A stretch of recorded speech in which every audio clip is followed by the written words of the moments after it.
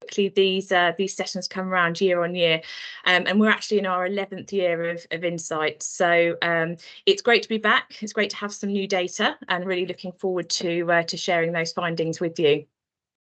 I am joined today by a great panel, some Amberjack people and a new face as well. So I'm just going to hand over to our panelists just to give a quick intro to themselves before we kick off. So over to you, Sue. Morning, everyone. So my name is Sue Hadley, and I am responsible for attraction here at Amberjack, and have been working attraction campaigns for 13 years now in the early careers industry. Thanks, Sue. And Martin.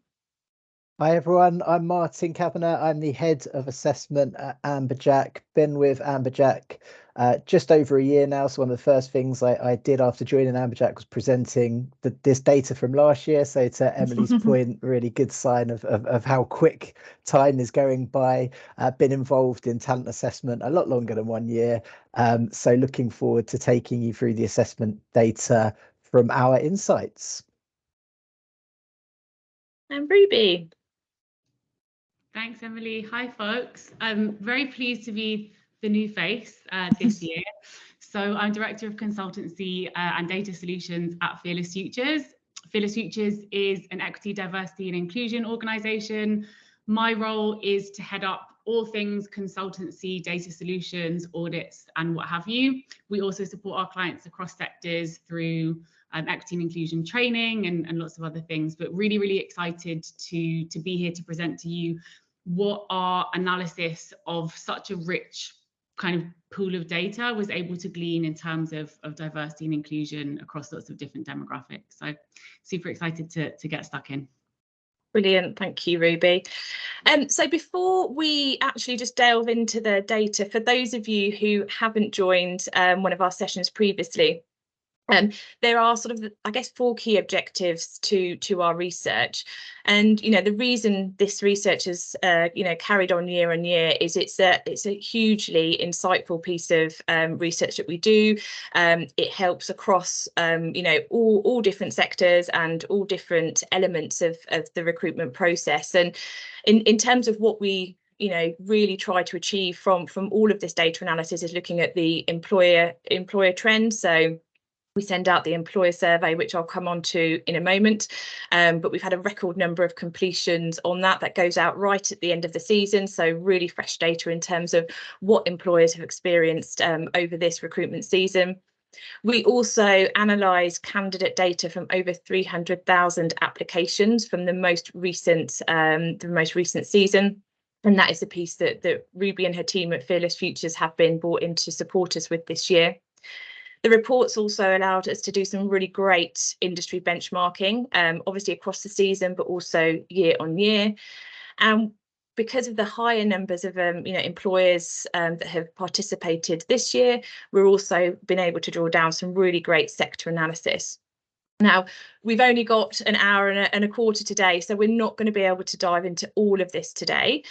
So we will be releasing the full reports over the coming weeks, and I'll share more detail with you on that at the end of the presentation. So a quick look at the data. I did touch on this, but the employer survey, which I'm sure some of you who are attending today have completed, and thank you for that. The only way in which we get all of this fantastic insight is by employers like yourselves completing this and taking the time. So we really do appreciate this, and we've had, as I say, a record number of employer responses this year across a number of different sectors, so 36 sectors in total. We've analysed the data of over 300,000 candidate applications, and as I mentioned, this is from the most recent recruitment season, so really current data that we hope will enable you to sort of look at the trends from this season, also plan into the new season from September. So the employer survey, just to give you a little bit of insight, went out from April. It was live for about 3 months. We've got a really nice mix of organisations that have participated this year. So here you can see the sort of the larger percentages of employers across those different sectors. So as I said earlier, what we'll be able to do is delve into some of those sector trends, and we'll come on to how you can access that a little bit later. But a really good response. some great new questions in there this year. What you will see this year is that for the first time in 3 years, we've not had to cover I guess the impact of the pandemic, but what we've seen is some longer lasting effects of that we'll report on a little bit later. So I'm just going to hand over to Ruby, who's just going to talk through the candidate data and their approach to analysing that this year. Thanks, Emily.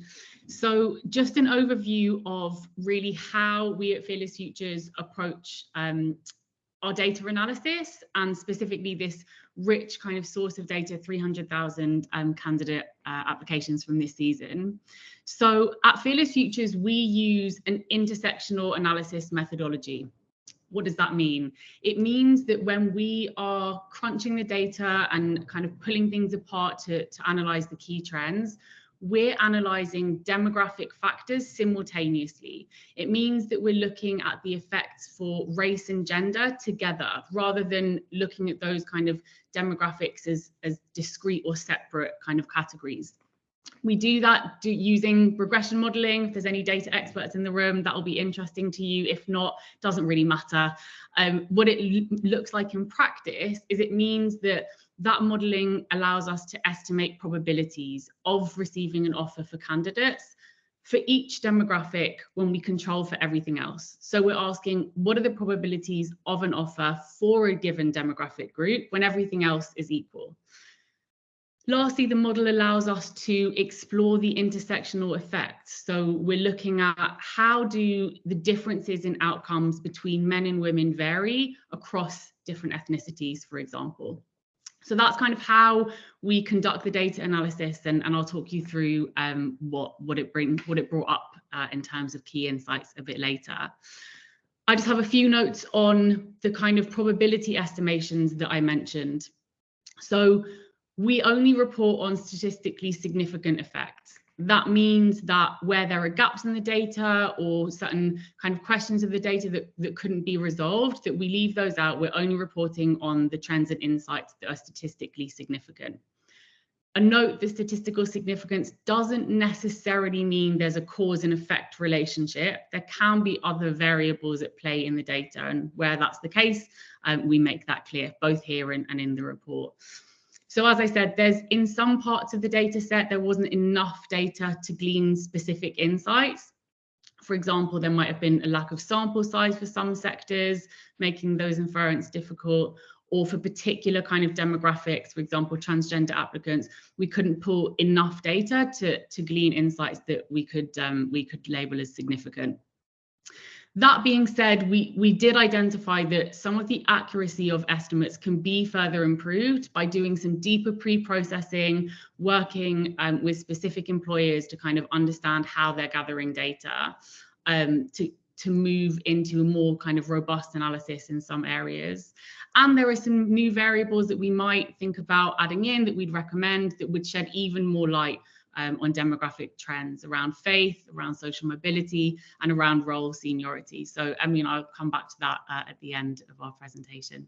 I'll hand back over to you, Emily. Perfect. Thanks, Ruby.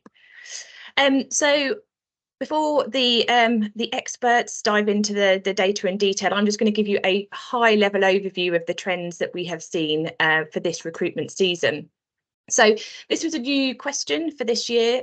We wanted to really understand what the priorities were for the 2023 season. It felt like after the sort of 2 to 3 years of really being impacted by the pandemic, that we were returning to sort of a pre-pandemic state in terms of that recruitment season. So you'll see here by far the biggest priority was diversity, and that sort of plays out throughout our data and our presentation today, but also candidate experience, quality candidates, and specifically pulling out some of those gender groups as well. In terms of key challenges, we asked this year on year, and actually this is a question that seems to change quite a lot. back in the pandemic, recruitment technology was certainly at the top of that list. Last year we moved back to diversity and inclusion being at the top, and this year we do see a slight change again, with budget being one of the biggest challenges, but that diversity and inclusion challenge is clearly still there. We've then got team resource, recruitment technology and candidate quality that come in the top 5 positions. What's changed this year is that the renege piece that was very, very problematic for employers seems to have dropped down. Now, appreciate that we've still got the summer to get through, and that could change, but we've certainly seen a big flip in that over the past year. So 6 top trends. So these are the things that we really picked out of, almost sort of new for this season, new trends, new challenges. But, you'll all be aware that the face-to-face engagement back on campus, employers are, very much back in front of the students and engaging physically back on campus. So I think the key thing that we have pulled out from this is that although employers are back on campus, the requirement for students seems to have really changed. So students are looking for really meaningful engagements. They want events that will add to their skill set, that will allow them to improve their chances of succeeding in the recruitment process, and will only really attend if they feel that there's a real benefit to them. So whilst face-to-face engagement is back, there's definitely a requirement from students to make sure that engagement is really meaningful for them. We have pulled out that there is significant advantage for students who attend Russell Group universities, and Ruby will delve into a little bit more on that when she shares the data later. Ethnicity and social mobility has been flagged as the most important focus for employers, and again that's changed year on year. So gender for many years has been the top priority, and we've now seen a change to ethnicity and social mobility. There has been significant disadvantage for some underrepresented groups. So again, we'll dive into some of those groups and see what the trends are and how that's changed year on year. From an assessment perspective, we've seen, although there's been a move back to that face-to-face engagement on campus, still half of employers have reported that they have a fully virtual recruitment process. Now, we anticipate that could change over the coming season and into the future. But interestingly, for this year, certainly those virtual processes have remained in place. And from our analysis and employer survey, we've seen that the approach to assessment, so that online assessment piece, that blended assessments are really growing in their popularity. So these are the sort of the 6 top trends that we have seen, and now we're going to delve into those a little bit more. So I'm going to hand over firstly to Sue, who's going to kick off our attraction section. Thanks, Emily. So one of the key things that is different, I think, about the insights this year is a little bit more of a delve into some feedback from employers on their experiences this season. So there are some attraction questions in there that we wanted to uncover a little bit more, challenge our own experiences and see what was happening.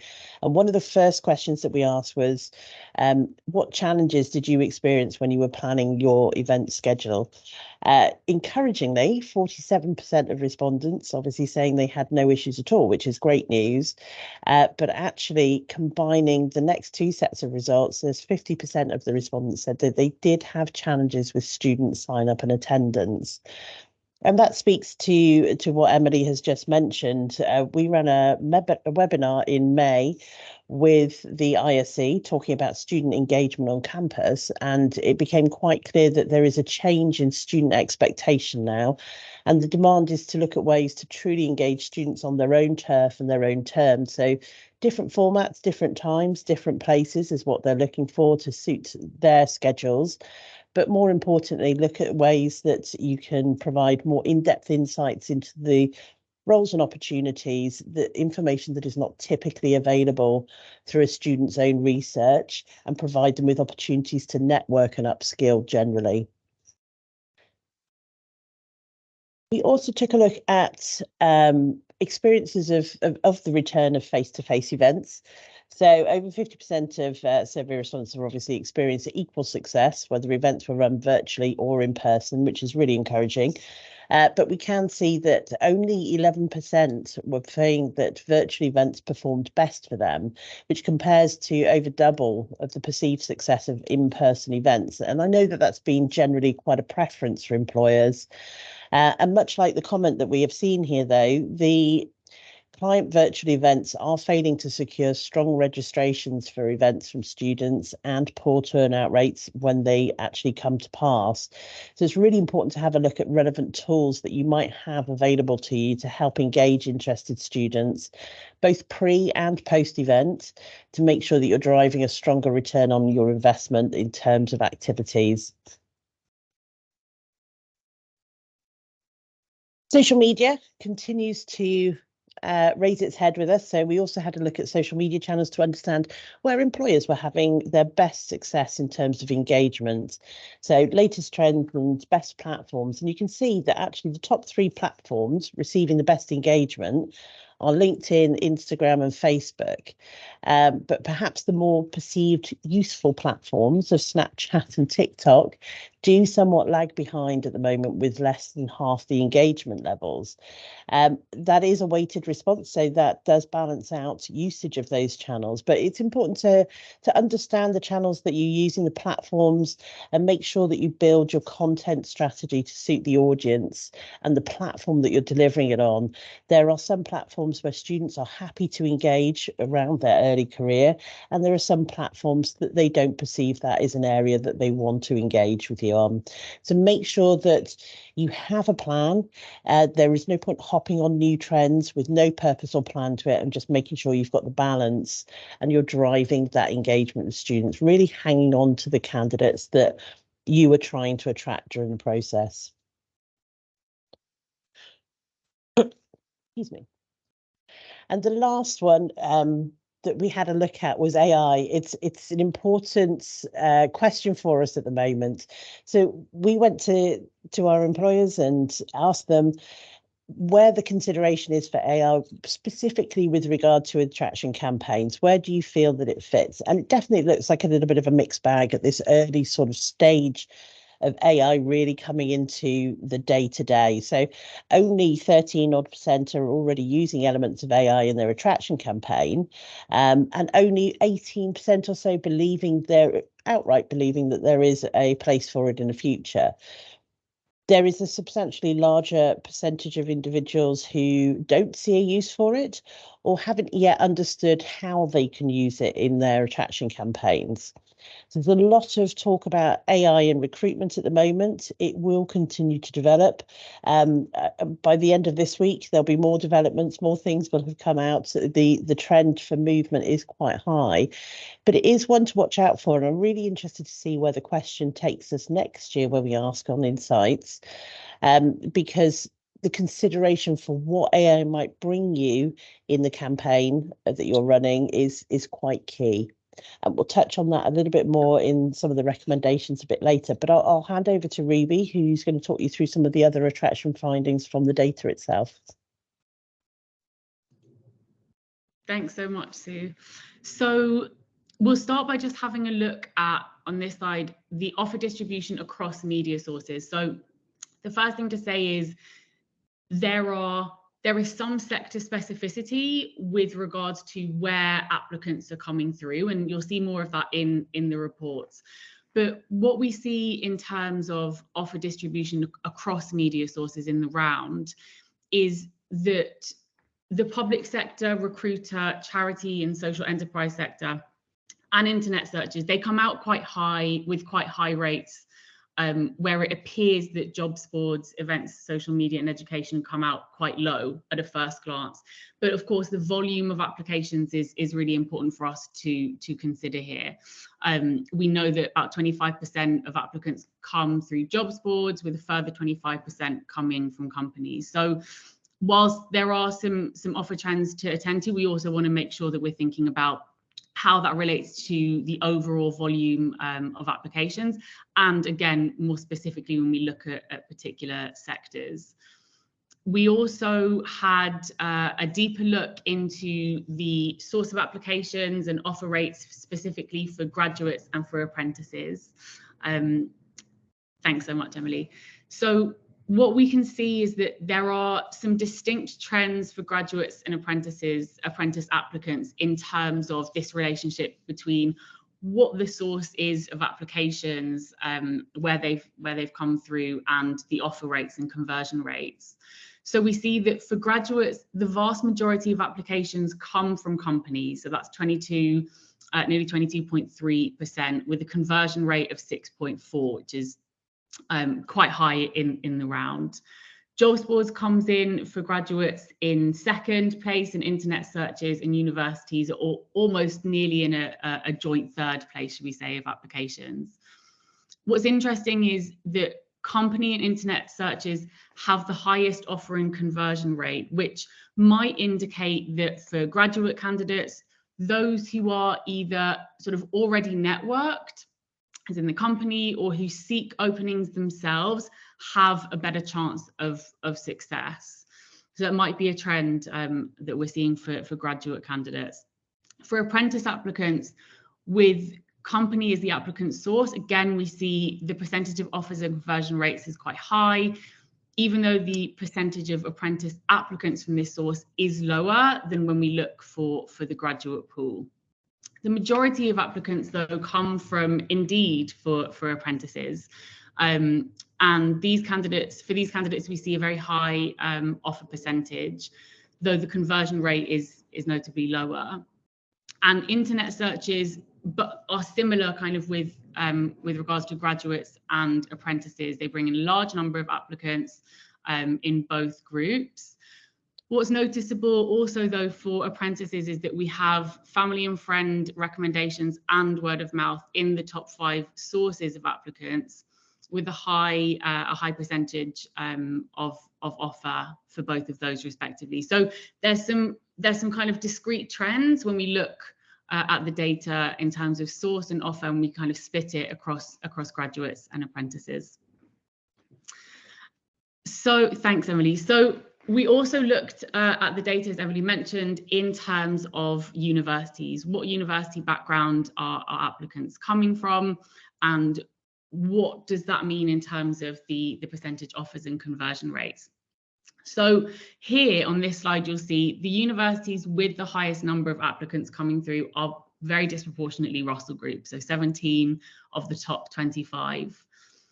And if we look then in terms of the outcomes, over on the next slide, thank you. 17 of the 25 universities by offer, not just application, are inside the Russell Group. Crucially, candidates who graduated from a Russell Group university are 2.52 times more likely to receive an offer than those who didn't, which of course is a very, very high tilt towards Russell Group candidates. There's some really interesting data, though, when we start to, or insights, I should say, when we started to look more deeply into the data set in that intersectional way that I mentioned, to think about what does this look like when we look at university source in terms of applicants of different ethnic backgrounds, racial backgrounds, and gender backgrounds. And what we found is that the outcomes among Russell Group candidates are very similar across gender on the whole. So there's no sort of discernible change in the effect of having a Russell Group degree between men and women. But there was some specific differences when we looked at ethnicity. So, oh, I'm so sorry. I'm going to come back to this slide and then I'll go back into. Sure. Yeah, no worries. No, that's fine, Emily. You can take us to ranking and then I'll come back into to ethnicity. So if we look at the university weighted ranking, thank you, and we look at which universities generate applications with the most chances of success, the most offers. So we're accounting here for the number of applications with the number of offers.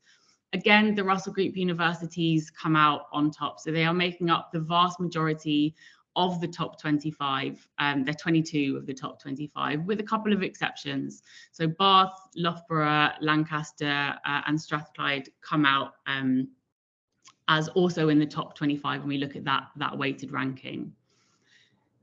So what does this look like when we start to add more demographic factors in and look at those effects? So as I say, when we look at gender and university, we see that there's no discernible change in the effect of having a Russell Group degree between men and women.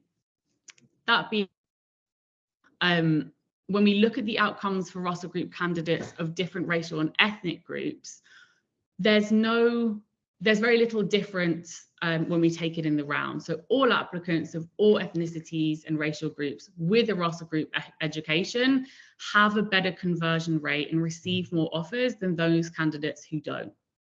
The substantial difference appears when we look at what is the difference between non-Russell Group candidates in terms of race and ethnicity. So when we look at those candidates who don't have a Russell Group education, we see that specifically Black candidates are disproportionately disadvantaged. Those candidates receive lower offers when they're compared to other candidates who didn't go to a Russell Group university. Similarly, South Asian students also carry a disadvantage when they don't come from a Russell Group background. For Chinese students, though, there is less disadvantage among this non-Russell Group group taken in the round. So why is this significant? It's significant, I think, because it's telling us that in terms of ethnicity, race, and education, there are specific racially and ethnically minoritized groups who carry the most disadvantage when they don't have a Russell Group background. And so that gives us some insight into what sort of strategies employers need to be thinking about in order to build equity into the process. I'm going to hand back to you, Sue, to summarise our points around attraction. Hopefully I can do just that. So a few key quick points. Few actions possibly that could be taken away for as you head into the new season and start doing some more planning. One of the key things for us is listening to the wants and needs of students. So there is increasing evidence that students are demanding flexible working conditions, that they feel that they need greater upskilling and networking to be competitive in the application process.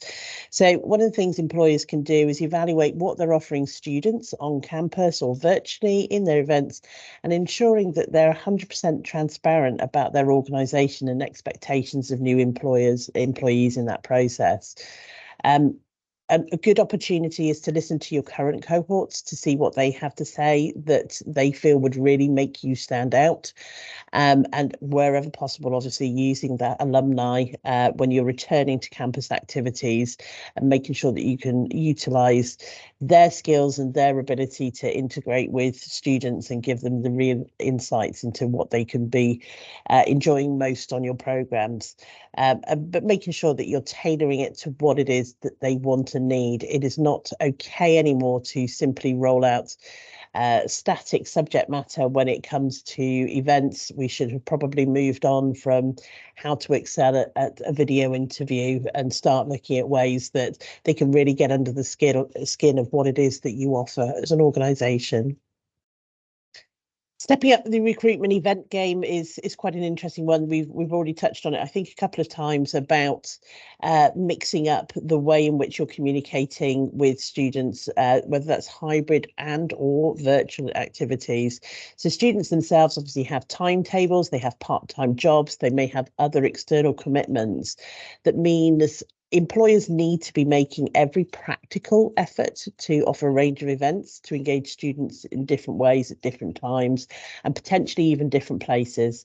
So whether you invite them onto your site to host them in your campus activity or whether you're attending on campus at a university, it's no longer acceptable probably to rely on passive event participation. We need to have a look at how we can provide more engaging and insightful events to really get the best benefit from communicating with students. We spoke about AI a little bit as the debate continues to rage about AI and recruitment. Lots of airtime already having been given to discussing risks around students using AI in their application process. But we should take a minute to really understand how employers might use it to their benefit in other areas like attraction in that recruitment process. So how can we elevate our attraction campaigns by leveraging AI? So I think we're probably very familiar at this stage with opportunities in creative and content. The benefits are quite plentiful, but there is surely an opportunity for many of us with small teams managing early careers campaigns to improve our efficiency through the use of AI. But the dial is constantly shifting, so it's an opportunity for us to embrace the challenge of keeping up with this digitally native Generation Z that we're all seeking to recruit, and let us take a bit of a more positive approach to AI in attraction. Something all of our clients will know, follow the data is a key message that we talk about when we're ever doing campaign planning. Obviously, as the insights reports come out and some of the slides that Ruby has already shared here, the activity around social media platforms where we've seen success, the best engagement rates.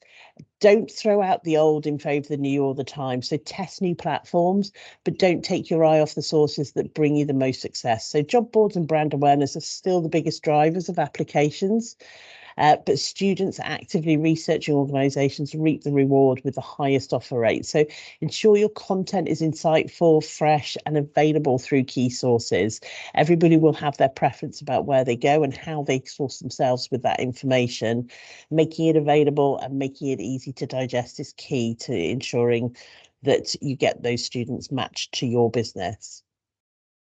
In terms of diversity, Ruby has a whole bunch of slides coming up to really shed some light on this, but over 45% of survey respondents were saying that DE&I was basically their top priority. So widening participation in early career schemes is still a challenge for many of us, though. Striking a balance to demonstrate where you are as an organisation now and where you want to be is important, that we're transparent to garner the respect and recognition of today's students, whilst using tools at your disposal to showcase how important diversity is to your organisation. And the balanced strategy for different universities, Ruby's shared some great data on universities and their success points, things to be wary of to make sure that we're not leaving any students behind, making sure that your early careers program is accessible to all. It's very important when you're factoring in building your university strategy to use the data points that are available to you. We use a lot of HESA data, for example, and balance your university activity to ensure you're tailoring the activities and engagement levels with the ambitions of your campaign. And as I mentioned, Ruby's got a whole bunch of D&I slides to walk you through. So I'll hand back once again to you. Thanks so much, Sue. There is a lot to get through, folks, and we're going to give you sort of the most important trends and insights as we go through. I'm actually going to pass back to Emily to just talk about what we've learned about key kind of areas of focus for ED&I before I take us through what the data revealed.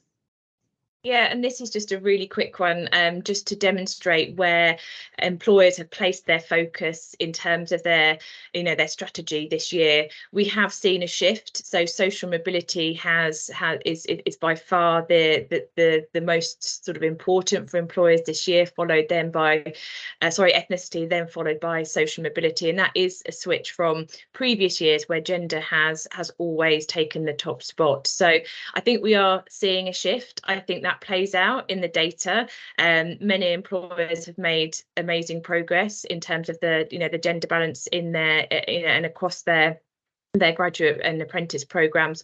So the other key areas now seem to be taking priority in terms of where efforts and resource and budget and strategy are placed. So I'll hand over to Ruby again, and she can talk you through the findings.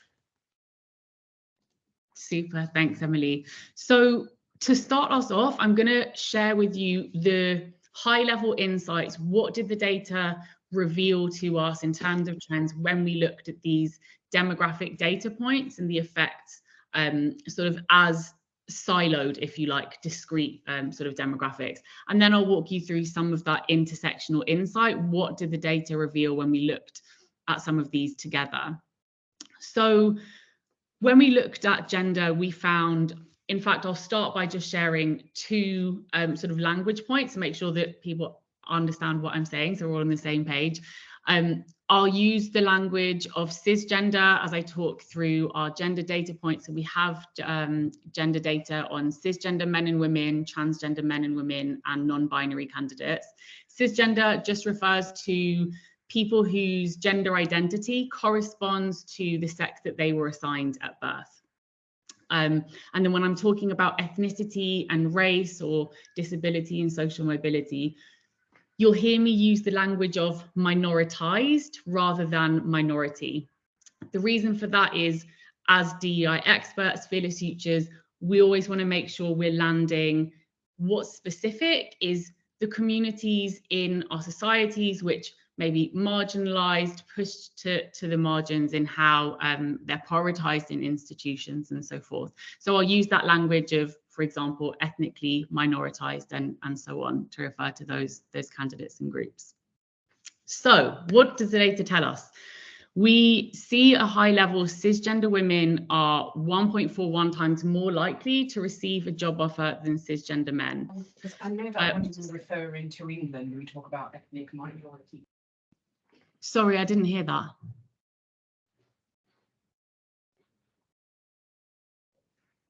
Maybe if you put it in the chat, I wasn't sure who was sharing that, but I'll keep going, and if it's a question, I can come back to it. So this first point is a positive trend. It's probably reflective, as Emily said, of the kind of priority that gender has had in terms of employers' priorities on D&I over previous years. And there's some interesting insights when we start to look again more deeply with ethnicity. We also see that candidates who identify as non-binary are nearly 1.6 times more likely to receive a job offer than cisgender men. The estimate's less significant than the first one I shared because of the sample size, but still worthy for us to kind of attend to. And in terms of transgender candidates, we found that there wasn't enough of a candidate pool who identified as either transgender women or men to make a really statistically significant estimate. So there were some gaps in the data, but a lot that we can kind of glean as we dig deeper. So some positive trends there for certainly for candidates who are from sort of minority genders and the outcomes for them. When we look at ethnicity, we found that in the round, the outcomes are substantially better for white candidates than both Black candidates and South Asian candidates specifically. So we see that white candidates are more than twice as likely as Black candidates to receive an offer. And for South Asian folks, they are 2/3 as likely as white candidate counterparts to receive an offer. When we look at Chinese candidates, there's a difference in that they're marginally more likely, in fact, to receive an offer than white candidates. And we have a large portion of the data set which are candidates who identified as any other ethnic group, and they are half as likely as white candidates to receive an offer. So when we look at ethnicity and race in and of itself, we see that the trends are not as positive, perhaps as gender, when we look at those separately.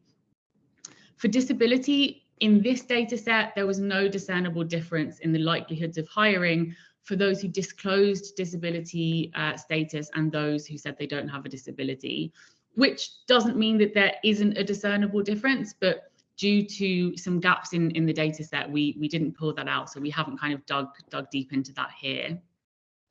And then for social mobility, candidates which met this criteria, and the criteria for social mobility is candidates who were on free school meals and who were in part of the social care system. Candidates that met this criteria are 7% less likely to receive an offer. We also found that those who responded that they don't know the answer to this question, they're 17% less likely to get an offer than those who didn't meet this criteria. What does that tell us? It tells us that there's essentially a question mark around what the socioeconomic status or class status of candidates who didn't share this data might be, and the kind of trends that we might see if we had that data might look a bit different.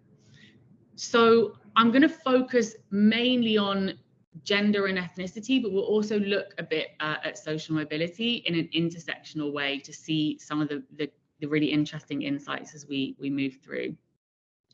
So if we could have the next slide, please. Thank you. One thing to say is that the gender trends, again, they do look a bit different when we look across different sectors. So there's certainly an opportunity for us to kind of zoom in further to gain to unlock some deeper insights. But what we found is that the offer rates by gender identity on the whole, the higher offer rates for those that don't have gender data, again, there might be some biases in the data set. But in the round, when we look at the two overrepresented groups, cisgender men and cisgender women, cis women are receiving more offers than cis men. And with that kind of volume, that does tell us that for women who are a marginalised gender, those trends are certainly positive. We also looked at gender identity comparing graduates and apprentices. And what that revealed to us is cisgender women receive more offers in both graduate applications and apprentice applications. The differences for cisgender men and cisgender women, it's marginally wider in the graduate pool. And we have a large percentage of conversion rates there for people who didn't disclose their gender identity in the graduate pool. It's really hard to make predictions about who that might be. There's lots of reasons that people might choose not to share their gender identity. That might be because they are a marginalized gender, or it might be because they are someone who's not a marginalized gender, but for other reasons maybe choose not to share. So we can't really make predictions about that specific conversion rate. So overall, when we look at the trends for gender, there are some positive trends, again, for marginalized, minoritized genders, having more positive outcomes offers on the whole. But when we slice the data by gender and ethnicity, that's when we start to see that there's some very specific realities for folks who are marginalized by perhaps both gender and race. So if we have a look at race and ethnicity, and then I'll kind of bring these data sets together. So as I mentioned, white candidates have a substantially better chance of offer than Black and Arab candidates in particular, 2.7 times more likely to receive an offer than Black applicants, which is really, really high. So certainly something kind of to zoom in and focus on, and that corresponds to the priority that we're seeing from employers around ethnicity and race. When we looked at the offer rates for graduates and apprentices, we see that the disparity between white and Black graduate candidates is still quite substantial. And it's significant here when we look at the applicant numbers in particular, we look at that volume of applications for Black graduates and white graduates. And then the disparity between white and Arab graduates, again, it's high, but there we have a lower application volume.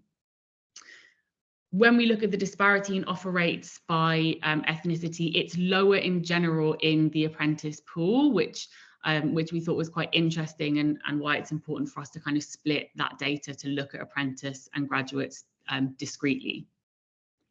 But to unlock the deeper insights, we looked at gender, race, and ethnicity together.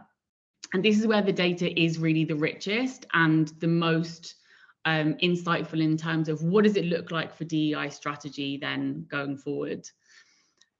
We found that in the round, cisgender women are more likely to get job offers than cisgender men. That's consistent across all ethnicities. However, there's a very minimal difference in the offer rates between Black men and Black women. Whereas on the other hand, Chinese women are much more likely to receive offers than Chinese men. And so we see that this relationship between gender and ethnicity and effects, it's important that we kind of dig into what's happening for folks who sit at the intersection rather than just looking at these discretely.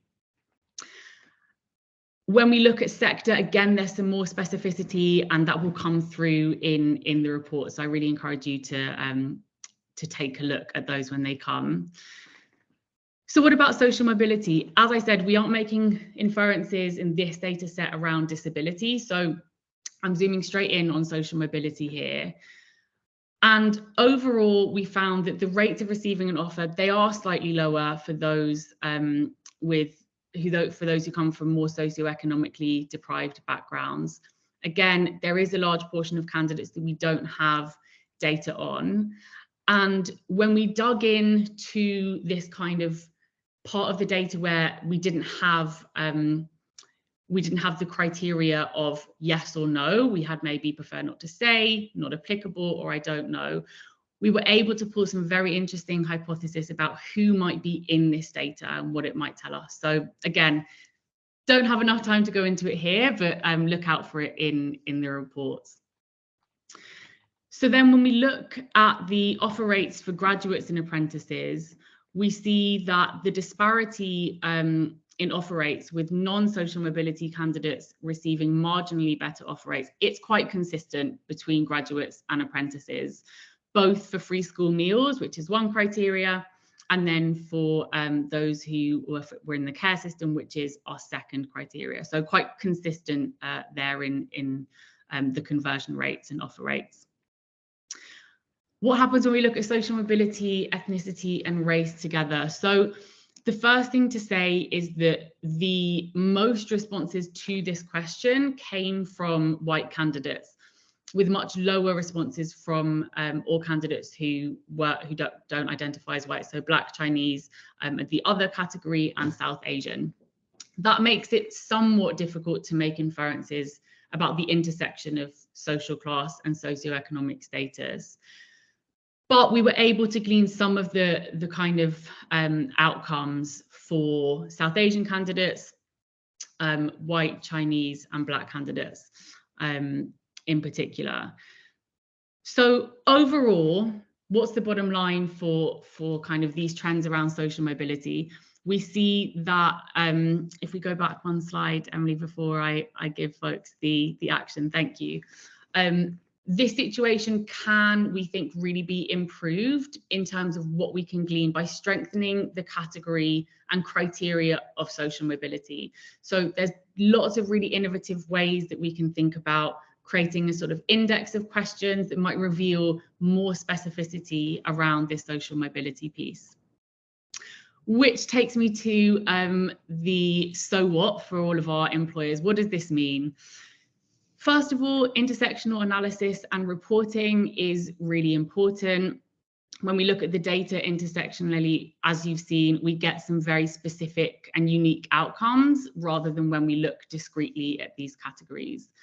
As Sue said, accurate reporting is really important for many reasons. It's both often the basis of our DEI strategies. It also is the basis of trust often for existing employees and future employees as well. So we think that essentially accurate reporting is intersectional reporting. It's what allows us to have the most effective DEI strategies, those that are intersectional, that respond to these kind of intersectional trends.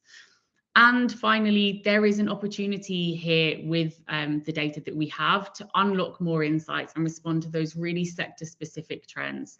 Understanding what specifically is going on in your organization, in specific sectors, allows you to be super responsive and tailor your priorities in response. So loads there. Do definitely have a look at the reports to see some of the further kind of insights that I pointed to as well. But I'll hand back to you, Emily, for our final piece. Or maybe I'll go straight to Martin. Yeah, thank you very much, Ruby. So I'll be picking up from the assessment and candidate experience part of the process. So the first question we asked in this survey is based on a question that we've been asked most consistently throughout the year. We wanted a definitive answer to. So how are people managing their final assessment stage? So this has been shifting obviously a lot post pandemic. We were finally getting to a point of stability, so I was looking forward to having some really useful data to share. And what we found interestingly is in the past recruitment season, 50% of organizations were doing that final stage entirely virtually, and then there's a split between the other three categories that we had, which are either entirely in person or one of the processes, one of the approaches by default, but candidates have the flexibility to ask for a different approach. Now, I see this shifting a huge amount in the next year, and I'll come on to this in the actions for employers as people look at security of their data when they think about generative AI. So when I wanted to have a really concrete position for this, I still think we're going to go through a period of turbulence with this statistic, but that's the data that we had from last year, so you can benchmark with what you are doing. So we also then looked at, and this next piece of data is consistent with what we've seen in other areas. We're looking at what is the biggest challenge in terms of candidate assessment. And we group this into the 5 things that our factor analysis have shown predict return on investment of an assessment process. So are you getting good people through the process? Are they staying in your process and saying good things about it? Are you running the process in an efficient way? Is it cost effective? And are you keeping that diverse pipeline of candidates throughout your process? So more than half of respondents said of those 5 critical areas, the biggest challenge they're finding is keeping that healthy pipeline of diverse candidates. So there might be some really good work going up front at campus events, and in the attraction stage, there's a challenge in the assessment process of maintaining that data. Only 3% said their biggest challenge was running a cost-effective process, which might be why so many people have got challenges with their budgets and why that's the biggest challenge for this year. So that's in terms of what people are seeing as the challenge of candidate assessments. We then went on to look at the extent to which people are using bespoke processes. So again, this is often of interest to clients. What are others doing in terms of running processes either from what we've called here off-the-shelf assessments? So these are sort of plug and play assessments that can be used by any organization to assess candidates, which aren't necessarily specific to your organization, your values or your roles, right through to completely bespoke assessments that are designed specifically to get at what you're looking at and assess particular criteria that you're interested in. So 5% are using completely off-the-shelf assessments. That could well be the recruiters at the sort of smaller end, perhaps with less budget for bespoke solutions.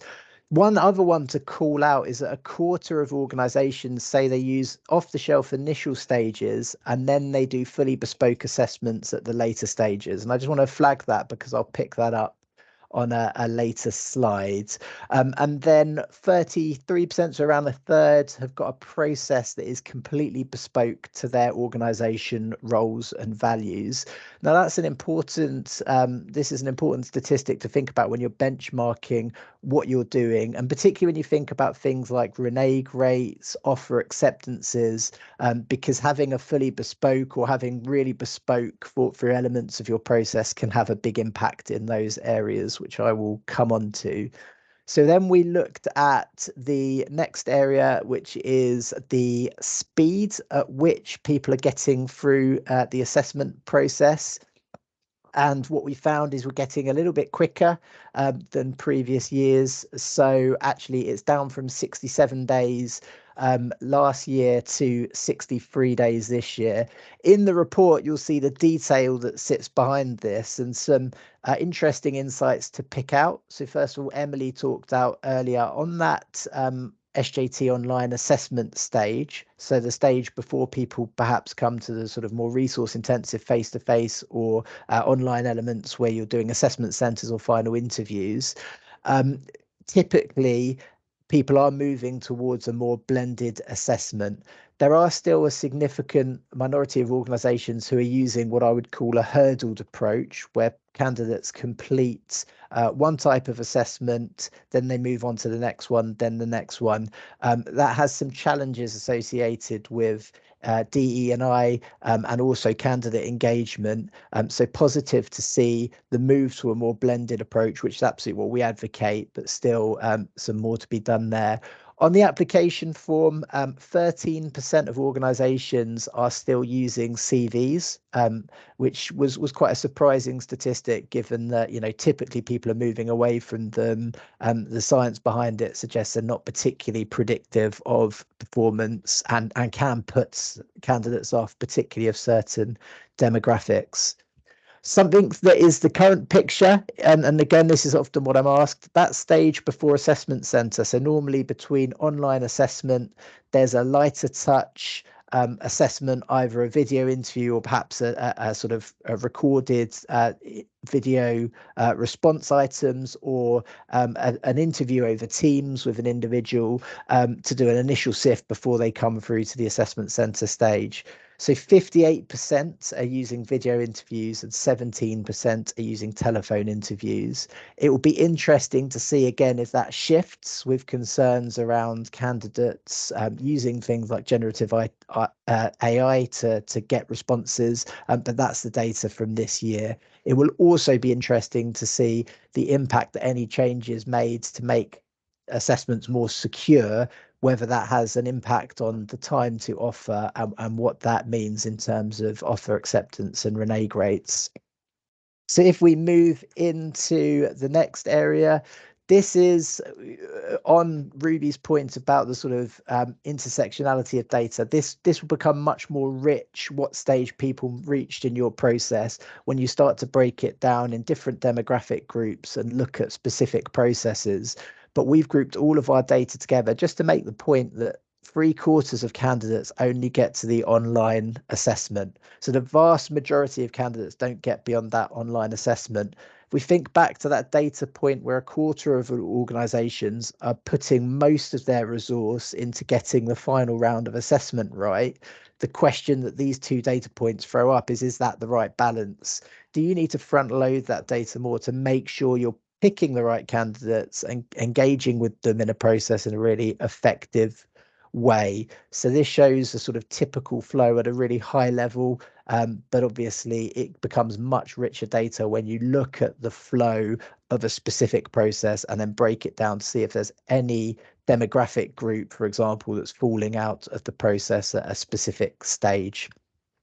We then became interested in this statistic. So similar to last year, 1/3 of organisations say they don't measure candidate experience. So often with these surveys, you think, is there a chance that people have misinterpreted the questions? I'm surprised 1/3 would say they haven't measured candidate experience, but I'm not sure how much clearer we can make that question. So we would trust the data that 1/3 aren't, which, given what Emily showed earlier about candidate experience being a major concern, it is quite a big surprise. And especially given there's 75% of candidates who go through some sort of online assessment, they might not deal with you at all. It's really important to understand what perception that stage is giving the candidate of you as an organisation. So moving on to some of the time to hire data, we mentioned earlier the average is 63 days. This could be a specific quirk in the data that we're showing, but retail was particularly high with an average time to hire of 176 days. That's the biggest anomaly to call out, and we'll track that as we look through the following slides around offer acceptance and renege rates. So moving on to the percentage of offers accepted. If we follow through that retail example, first of all, perhaps because of the very long process, we're seeing more commitment to the taking up the offer, more considered people getting through to the final stages. So a very, very high offer acceptance rate in that retail area. The biggest significant difference in terms of low percentage of offers accepted are in the public sector. And then if we follow that through to the next area, which is then, okay, once they've accepted the offer, how many actually start and how many renege between start of accepting the offer and joining. Now, Emily mentioned this earlier, we're actually seeing a much more positive picture in terms of graduates. So last year, only 30% of organisations were saying that their renege rates were in that 0 to 5%. So the fact that we're now up at half of organisations are saying they're only at 0 to 5% is a really positive shift, and suggests that the large investment we're seeing in keep warm activities is absolutely working.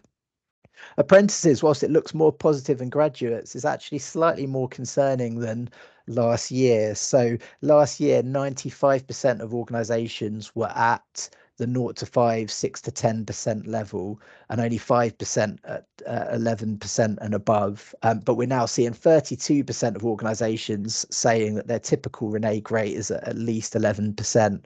So again, it'd be really interesting to see if this differs by level of apprentice that is being recruited, and it'd be good to, that when we do the sort of deeper dives that we're offering as part of this data, we can look at specific data sets, but at the holistic level, it's a more problematic picture this year for apprentices. And actually, the poor public sector, if we move on to a sector breakdown, as well as having the lower offer accepted, they're also having by far the highest reneges. So that's where it comes back to that point around, do we need to look at with those specific clients about what they're doing? Are they doing enough to build a really bespoke process that builds the attraction and assessment methodology together, so that you're giving really clear view on the organizations and getting them really excited about it to deal with this challenge of lower offers and higher renege rates, but a particular challenge for public sector clients? Following through the retail example, whilst we saw much higher offer accepted, they have got the second highest renege rates, which is significantly higher than the average and many of the other sectors. So moving on to the sort of questions I would encourage you to ask based on the data trends and what you'll see in the main report.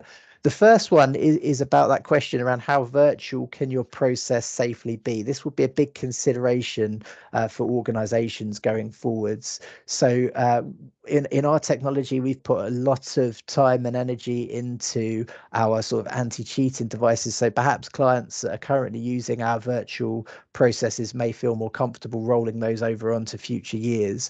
Organizations who are perhaps sending materials over Teams or in less secure ways may need to have a think about how sort of safe their processes are, and whether they need to be doing the face-to-face, and other considerations around thinking about if it's the right time to move back to face-to-face if you're at virtual, and how you manage that. Similar to Sue's point, are you making data-driven decisions? So if you're making changes to your process, are you tracking to a good level to see what impact that's having?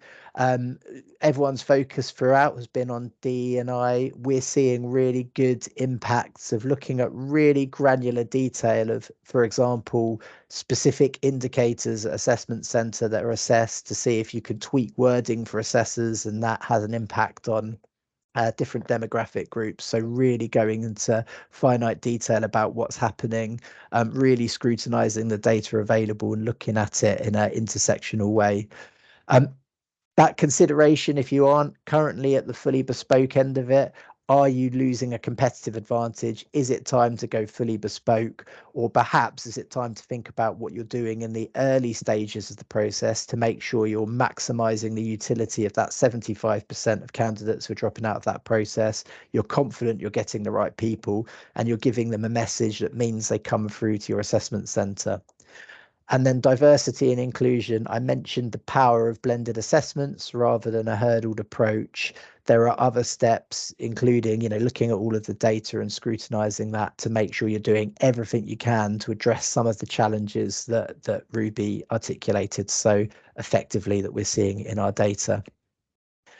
So, well, I'll hand over to Emily to wrap up with next steps, but I'm here for any questions that people might have on the assessment side of things. Brilliant, thanks, Martin. We've actually had a couple of questions come in, and the first one was aimed at you. So the question was, have you got any advice around how to keep diverse candidates in the assessment process? Can you give any recommendations or helpful advice around that? Yeah, well, the biggest examples we're seeing it is back to that sort of bespoke assessments and how the attraction and assessment activity join up. So me and Sue spend a lot of time focusing on this. If you're saying you're a really inclusive employer and every application is welcome, is that the case in your attraction materials, and is that the case through the assessment materials? And a lot of organizations have used our assessment processes in a really effective way to tell messages they want to tell through the way you can build video content into our assessments, imagery into our content to tell the messages you want to tell. The other thing that's really critical is that blended assessment approach. So if you're looking at one very specific criteria in an individual, there's a lot of data that shows often that can disadvantage particular individuals. So if you're running a process where, for example, early on in the process, you're sifting out a large number of people by cognitive ability tests alone, there is a lot of data that will typically, especially if the cut score is very high, disadvantage certain groups. If you're getting a more rounded view of individuals, you're more likely to progress a more diverse group of individuals to the later stages of the process. So selling your organization in a way that you want to, and then also thinking about how the assessment process is designed, including things like, don't ask for a CV up front. That can have big impacts on diversity and inclusion. So lots of little steps you can take throughout and continuously monitor to see any changes you're making and the impact they have. Thanks, Martin. Hopefully that's answered the question. Ruby, one for you. I think there's often a question that our team get asked at Amberjack around how best to capture D&I data. Can you share some of your best practice from Fearless Futures and give some, I guess, recommendations to employers today? Thanks, Emily. D&I data is such a large kind of area and bucket, and for some employers, gathering D&I data will mean just gathering sort of demographic data, right? And so when we're thinking about what are the demographic questions we're asking, who are we seeking to make visible in our data, we at Fearless Futures have a very kind of precise framework for how we understand those positions of marginalized groups and sort of prioritized groups. What I'd say is it's always worth going back into thinking about the kind of framework that you use to think about who might be missing. It's a really good question to have sort of in your arsenal when it comes to ambitious ED&I work. Who might be missing in this data? For example, we don't have any data on Muslim candidates in a lot of sort of D&I data that's gathered. And yet we know that the outcomes across, whether it's recruitment, progression, can be much worse for Muslim candidates. So asking that question of who might be missing in the data, consult with people internal or external to your organization to ensure that we're not only looking for the categories that maybe come front of mind, but that we're really indexing for all kind of demographics that we need to. And then beyond that, I think we can sometimes forget that D&I data also can look like experience, right? Like understanding the experience of different groups who are positioned differently. So not just understanding sort of who is coming through a pipeline, who's in your organization, but what is their experience of a particular process or lack of process, and then using that to really shape the way that you build and target your strategies and resources. So hopefully that's top tips. That's hopefully useful. Thanks, Ruby. And then we've just had one final question around the apprentice renege statistic and how that's changed this year. We also, and this will be in the report, have seen that attraction is more of a challenge for apprentices than it is for graduates. So Sue, I wonder if you could talk a little bit to, if you sort of experienced when working with our clients that trend in terms of harder to attract apprentices, and then maybe some thoughts around the renege piece as well, and we can all perhaps chip in on that one. It's challenging to talk on the reneges aspect. I think it wasn't an issue last year, and so I think any marked increase is evident, I think, in terms of activity this year. But I think also people have perhaps in some cases started their campaigns a little earlier, so it has provided more of an opportunity and window.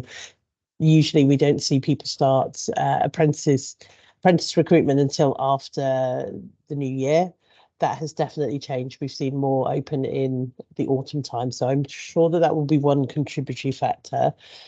In terms of it is more challenging to recruit apprentices. There are less students and college leavers typically, but you do have employers that look at second jobbers and career returners or career changers as well in their apprentice recruitment. I think it is quite clear now that you are required to complete some apprentice type materials. It is not just an easy way to get into an opportunity. So there is still some continued learning. So I think some validation and understanding that exists. But the market is not as well established. It's not as well viewed in terms of graduates. I think it's growing. But it's quite diluted in terms of ways and means of reaching apprentices. And I think a lot of people struggle to identify the best sources for them to do their attraction campaign. I think the results that we saw in the media breakdown fundamentally show that brand awareness, word of mouth, and friend or family recommendations, they're 3 of the top 5. So really embedding the culture of accepting apprentices into an organisation and making sure that you're utilising all the internal tools that you have available is probably a great starting point. Perfect, thanks. And I know when we saw that statistic, we also discussed, adding to your point around, organisations going to market earlier for apprentices, but also the importance of the keep warm strategy for apprentices as well as graduates. So perfect. I'm very conscious of time. We have 1 minute to go, and I just wanted to share sort of the next steps in terms of what to expect from our insights data. So as alluded to throughout the presentation, there is more to come and lots more details. So we will be releasing our reports over the next couple of weeks. So in July, in the next couple of weeks in July, we'll be releasing the full attraction report and candidate experience and assessment report. And then in August, the diversity and inclusion report. So lots more detail in these. And please do make sure you download and digest them. And then from September onwards, we will be doing some more detailed sector analysis reports and webinars. So we will keep all of this updated on our website, and you can go to our resources page to firstly download these papers, but also to sign up for any future webinars and events that we have. And then finally, I'm just going to share the details of our experts today, should you want to connect with them via LinkedIn or ask them any further questions. Hopefully you have found this intro to the insights data helpful. Certainly some very interesting trends, themes and insight that has been shared today. So hopefully you're able to take that back to your own organisations. But yeah, we look forward to sharing the more detailed reports over the coming weeks. But thank you for attending, and I'll let you get on with your days. Thanks very much, Emily. Thanks, Emily. Thanks, Emily. That was excellent.